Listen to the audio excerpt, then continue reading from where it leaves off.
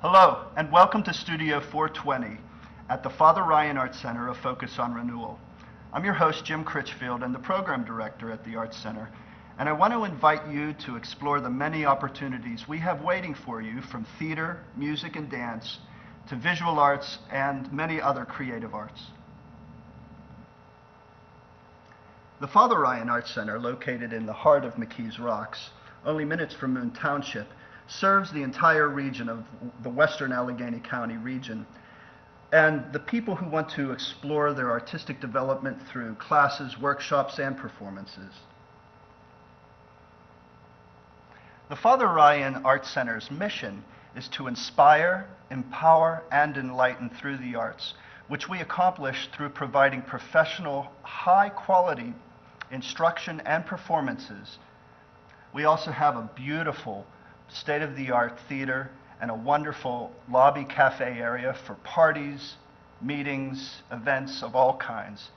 You can learn more about the Father Ryan Arts Center by visiting our website at www.fatherryanartscenter.org or call 412-771-3052. And now, on with the show. Our guest artist today is Amy DiMichele, professional fine artist, who is also the Father Ryan Arts Center adult painting and drawing instructor since 2008.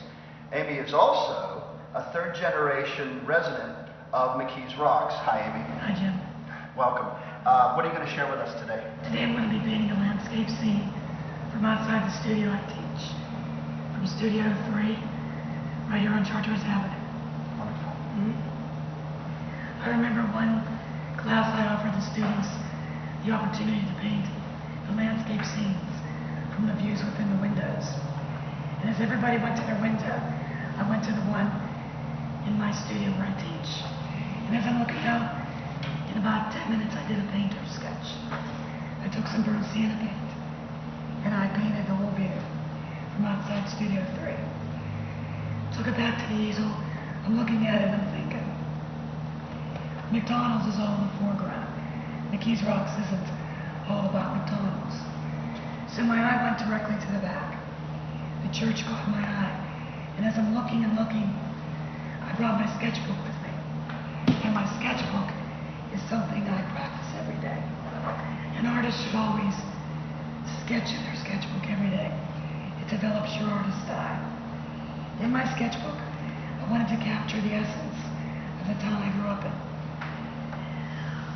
I looked at the church, and my eye just started going in a triangular motion. The dwellings, the apartment dwellings, over to the left was the industries, the factories, and the little homes, and that just summed it up for me. So the next couple weeks I brought my digital camera back. After I did this sketch, I tried to zoom on what my sketch was derived from. And I came up with a landscape that I'm going to do today. In my demo, I'm going to be doing acrylic painting. And I'm working on a canvas. A little stretch canvas. They come two in the back, one in the back. They come in many surfaces. They're prepared with gesso. The gesso allows the paint to adhere to the surface. If you don't paint on a gesso surface, you have to do it yourself. But we'll take advantage of them coming prepackaged this way for us. There are smooth surfaces and regular textured surfaces. I'm going to do a regular textured surface because I want to pick up the roughness and that kind of texture. Now when you begin a painting, I tell my students, you don't take a pencil. A pencil has no place on a canvas. Always begin with a wash. Your paintbrush is your pencil. Now for my supplies, I have a cookie sheet. Everybody has this in their home. If you don't, they're not expensive to buy. And I like the size of the cookie sheet because it gives me a lot of areas to mix my paints. I put it on the adverse side because I like to use the left just so it makes it easy for me. Today I'm using 4 brushes, mostly 3. But I have a number 10 flat, a number 3 flat, number 4 flat, and a number 4 round small. Your paintbrushes will differ. This is a small area, so my tools are small. The medium I'm using is water-based. Now acrylic paints, they dry fast. I cover the cookie sheet with wax paper. The wax paper allows it not to be soaked in. It's fairly smooth. The burnt sienna paint is my pencil. I like it because it's warm. It draws your eye in, and I think it's a good base beginner for your drawing. I'm going to use the number 4 flat. I'm going to make it very washy. As you can see, it's dripping down. That's okay. Your beginning sketch is like a charcoal sketch. You're just thinking black and white right now. You're just thinking outline, drawing first, and the value drawing. I'm going to fix my canvas so it doesn't move on me. You should have all your photo references taped up all over your easel, what you're using. I have my sketch, I have my photo reference, I have it in my head, and I have it in my heart. You should always feel very close to what you are painting. If it's a person, you think that you are that person. You study your subject. If it's a bowl of fruit, you are that fruit. You think of the roundness, texture. You study and study and study your subject before you paint. Okay, this is my time. I'm going to begin with just an outline drawing. Looking here is my photo reference. And, very important, my students are always so nervous about making a mistake. So what you want to do is leave a wash rag. This is my towel, my pencil, my eraser. So I'm going to be making my lines, and I'm going to start with what's furthest back. What's furthest back in a landscape is the horizon, the sky, where the sky meets the earth. So I'm not going to let my hands stop moving. I'm going to put in the background first, the horizon. Keep it very loose and light. Now the important thing is, say, I just wipe away where I don't like it. Acrylic paints dry very fast. The church is the faith of the people. It's the guidance.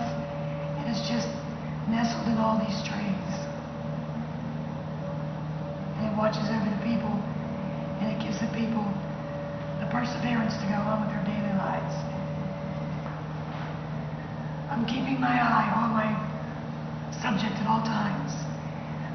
Since this is an observation painting, I'm painting what I see. So I must refer to my photo reference often, non-stop. I'm not going to put in too much detail at this point. I'm just putting placement, keeping it very rough. I'm going to jot in my 3 focal points. Church, the apartment dwellings, the factories. You see how your eye starts with the church. It's led to the factories, or vice versa, to where the people live. So down here I have the apartment dwelling. I'm not worried about any details right now. Just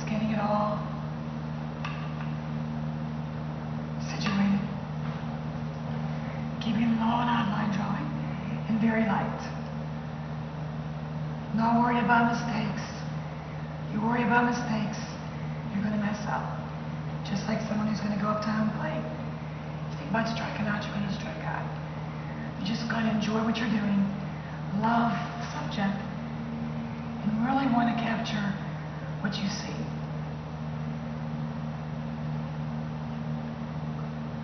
So the buildings, I did those three first because they're my three focal points.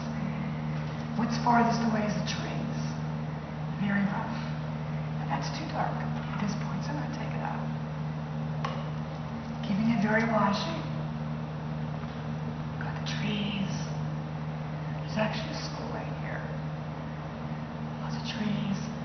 And what I thought was really interesting, you know, when I did do my sketch, and I went back to take the photo digital of it, what was really neat was there was a train passing by. I mean, how could you plan that?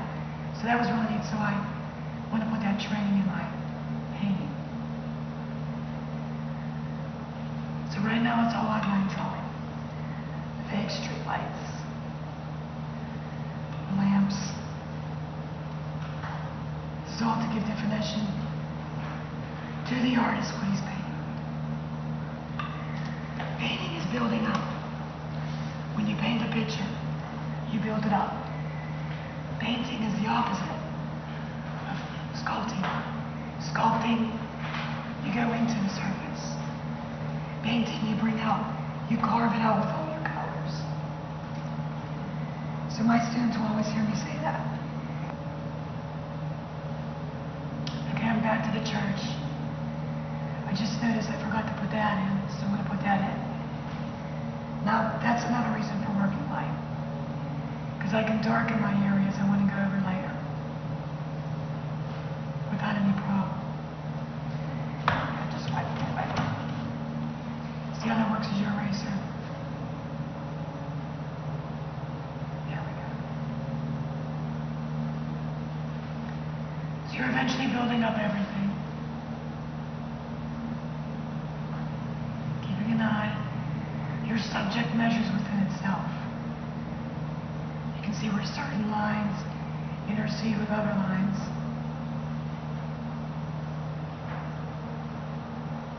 Going over the trees.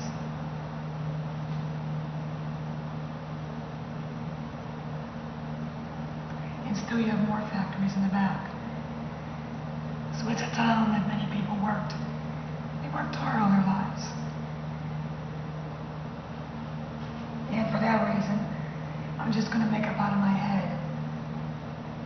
I want to put two people right here. Just to show there is dwellings. Now notice, I start making this a little darker. What's in the foreground will be darker. And there's proportions. What's in the back will be smaller. What's in the front will be larger. And also, that's when you start building up your intensities. Now that's very rough, and that's the way I want it, because it allows for me to make adjustments as I go along.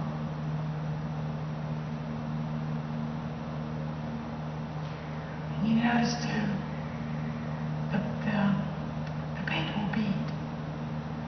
It'll bead because it's pretty watery. Now with my wider brush, looks pretty big for a small canvas, but I'm talking about value now. And value is how much of the light is being reflected. You know, you have the value of money, the value of your colors. Right now we're dealing with the black and white sketch, or in sienna in this case. Like a charcoal drawing, I'm going to start giving value to my areas. Now that's pretty light. So that's my trees in the distance. Still pretty beady because it's pretty watery. I'll take some of my water off my brush. But you notice how it's pretty light. I want it that way. These are the very far away hills. And you're drawing loosely. When I say drawing, I mean drawing with a brush. Do not take a pencil to your canvas. A painter's pencil is his paintbrush. I'm going to start getting a little darker now as I go forward. And like I said before, You're carving out your image. The blank canvas should be an invitation. Nothing should make you happier than a blank canvas. You get to put your own ideas on it, your own feelings, your own thought, your own messages. Build it all up here. Now you notice how darker these trees are in the foreground. That's because they're closer to you. Whatever's closer is more intense. Whatever distant is going to be very vague.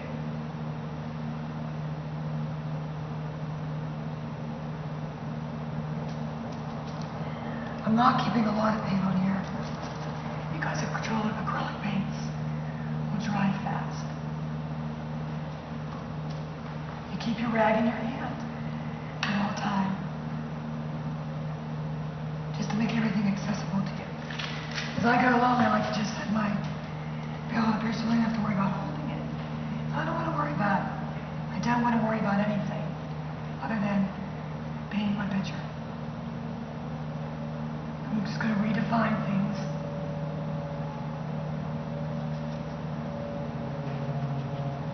These are trees. I know that the street map is there.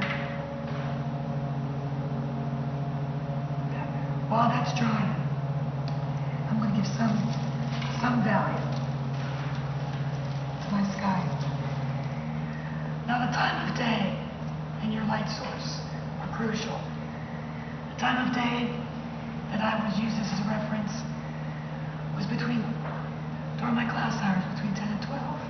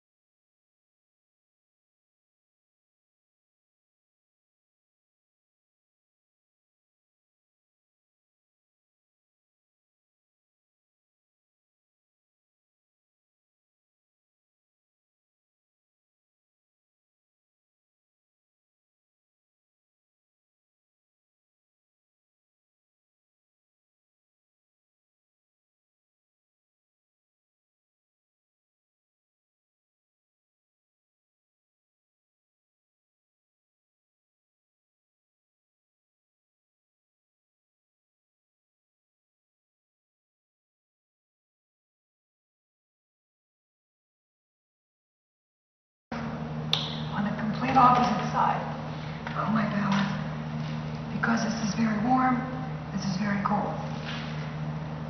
At this point, I'm just going to start giving some definition to the church.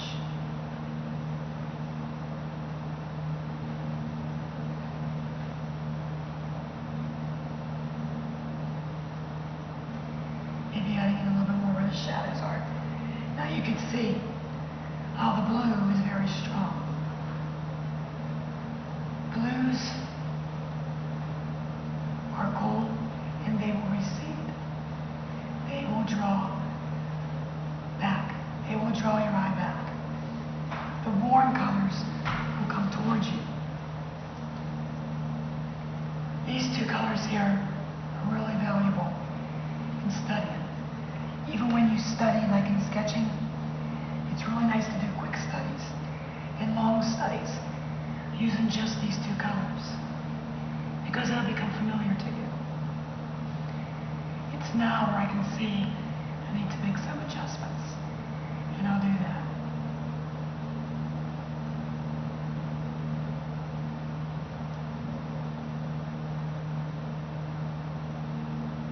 I just want to make sure everything's lined up. My church.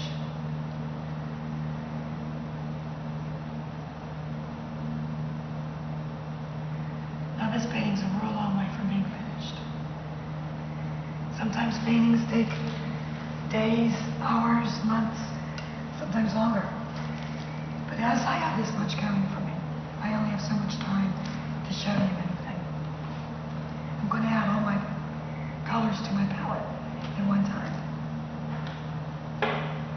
In my classes, this is one of my students, Color Will. This should be on your easel as you are a progressing student until you memorize every color's placement. This is very valuable. These are the words on your page. These are the notes in your song. Colors make painting work. How you use them is your choice, and it'll be effective. You have the warm colors and the cool colors. So as my painter sketch is drying, I'm going to add all my colors. My palette will be 2 reds, 2 yellows, 2 blues, white, no black. You really, the most important colors are, let's see, I'm going to turn my palette this way. See, this is my pencil. Now I start with my paints. I have the yellow.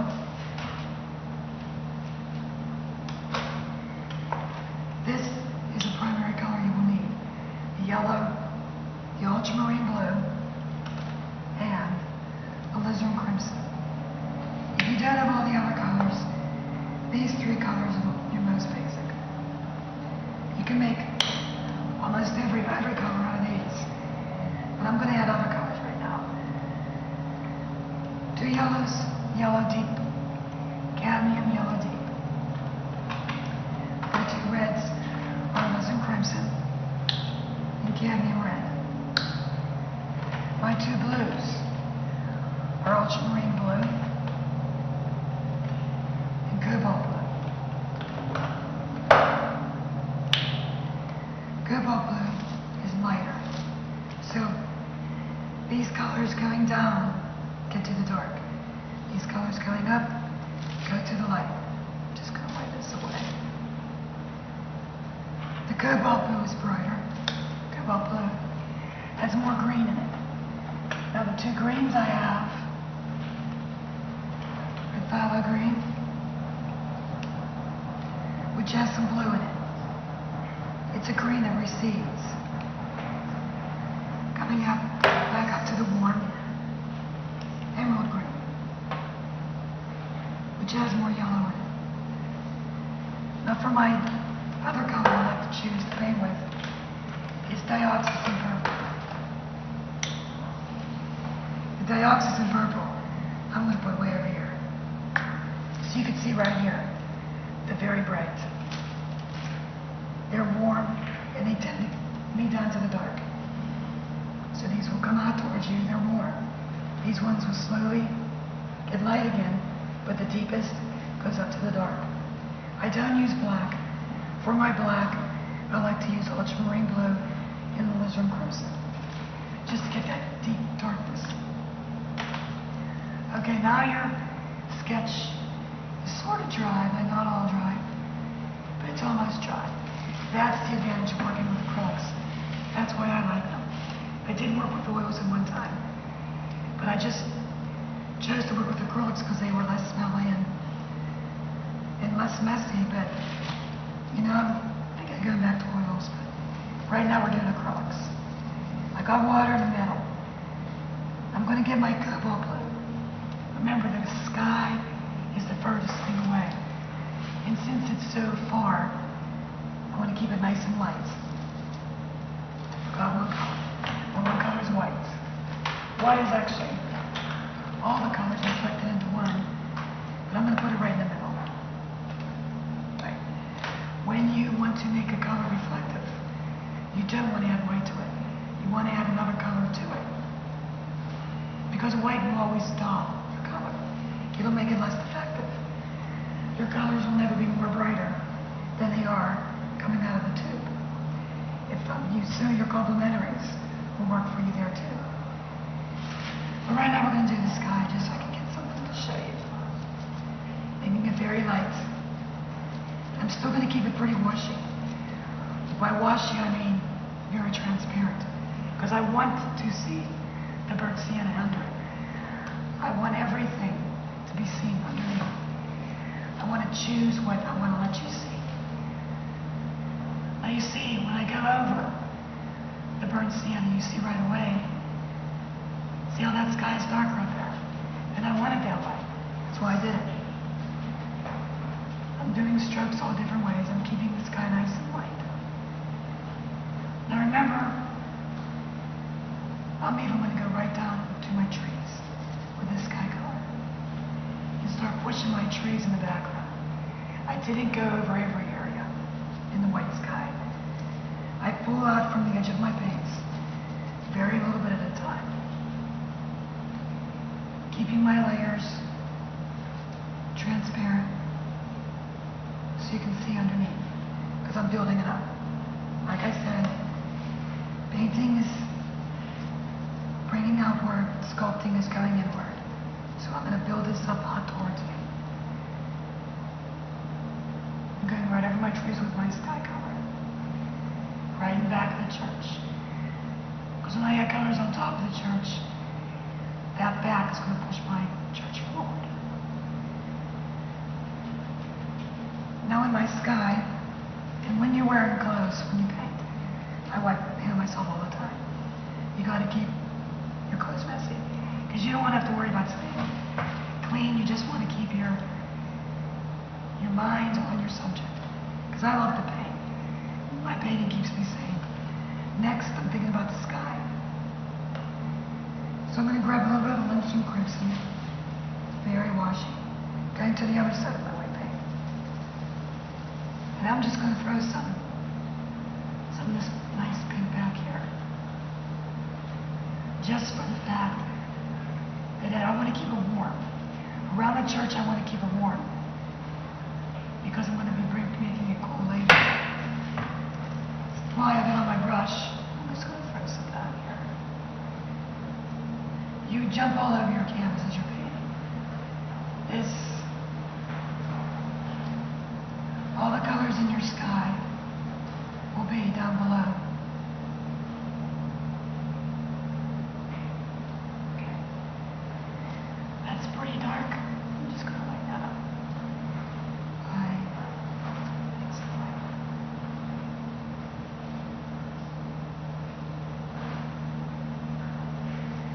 Okay, now I'm going to go for some green. Green in the sky. Yeah, it's there. For me, it is anyway. I'm going to make it very light green. Notice at the top, green is right next to yellow. Of course, green is part yellow, but it's that light. It has that much of an intensity. I'm going to dance it around in my sky. Because it's so warm, I'm just going to put it right up there. So, now this is just the beginning of your painting. I'm going to go to my trees next. Now these trees in the background, I'm going to give it a faraway look of cobalt blue, phthalo green, some white because I want to make it diffused, and its opposite is the alizarin crimson. The alizarin crimson and the phthalo green are complements of each other. See, I don't have to worry about order my easel. Everything's taken care of. I'm going to put this right on top of my trees. They're way in the background. These trees will have a different value than these trees in front of me. It's all building up in layers. You can still see my burnt sienna. I can still see my outline drawing.